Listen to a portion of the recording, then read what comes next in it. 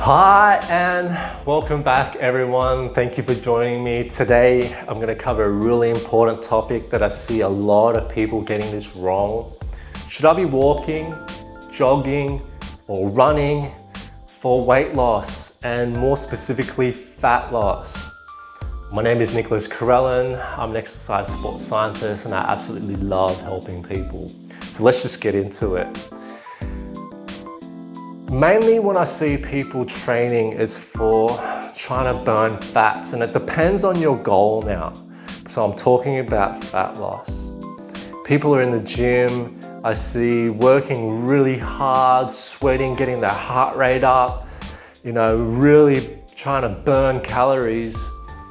And they're quite confused in why I'm saying you should be walking. Why are you running and sprinting for fat loss? Yeah, you're gonna burn calories, but I'm gonna show you why and how our body likes to select certain substrates to fuel our body, these contractions, this muscle, to fulfill the required outcome or the job that I'm doing. So fats are aerobic. It's an aerobic system. It requires oxygen. It goes through a beta oxidation cycle. So for me to get a fat, I've got to catabolize it, turn it into a pyruvate, which turns into a lactate, which then goes to the Krebs cycle, which goes into the carbohydrate cycle to be burnt. So there's extra steps that needs to be taken for that substrate to be taken, metabolized, changed to a carbohydrate or a sugar, and then burnt. Where with carbohydrates, there's all these steps that don't need to be done and it just gets burnt.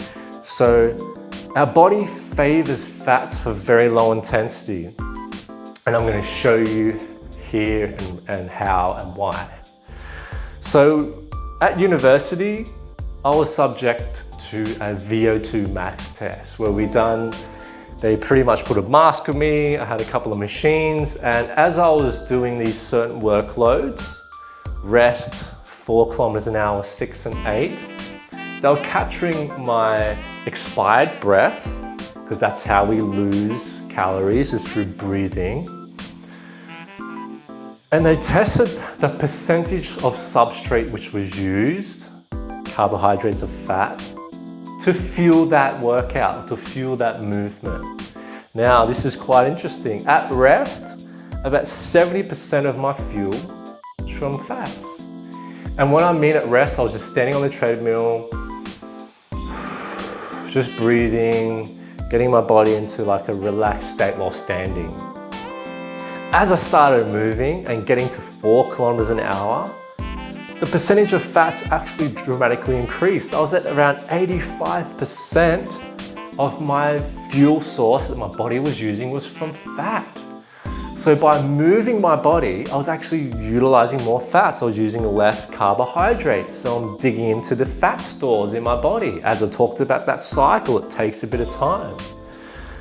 Now, what increased the intensity or the workload my body was experiencing up to 6 kilometers an hour, it's only 2K difference, but we have a dramatic change.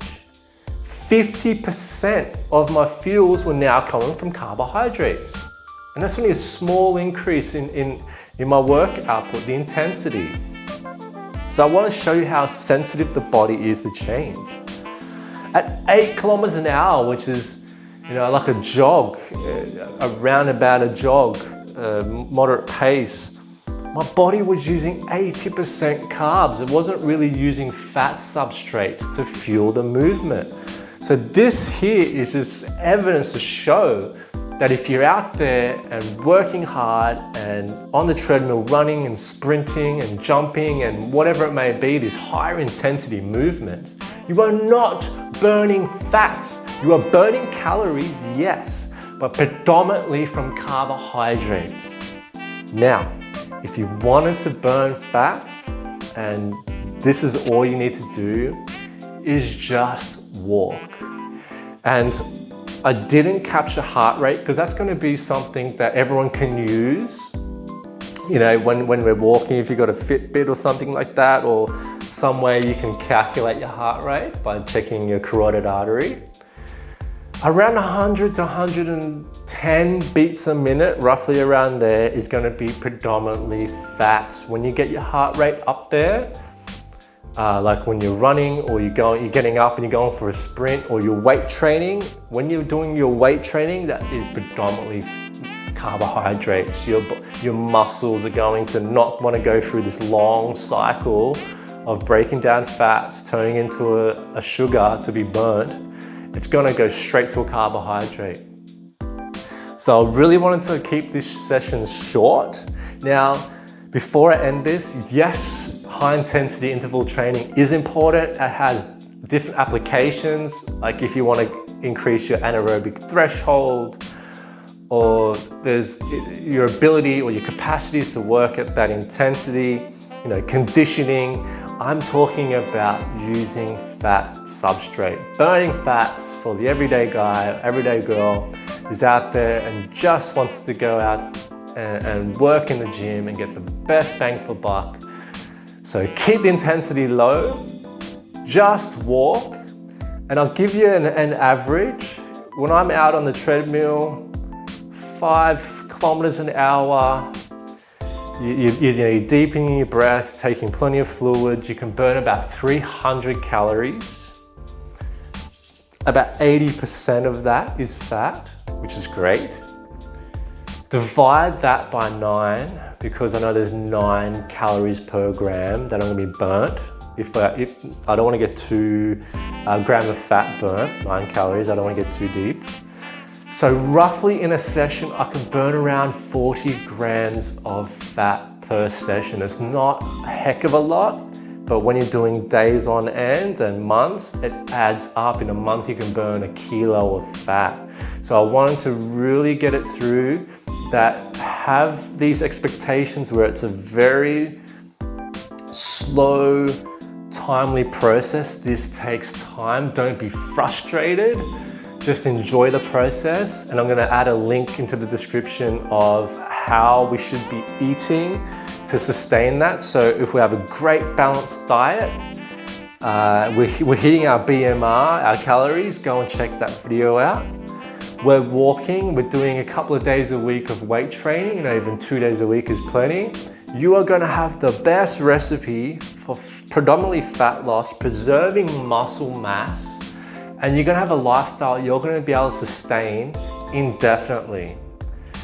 Thank you very much for joining me. I really appreciate everyone's support. Please like, share, subscribe, all that good stuff, and comment down below. Has this really changed anything for you? Is this like an aha moment? I hope I'm really going to be helping people here, but thank you very much, and I will see you guys very soon. Good luck and take care.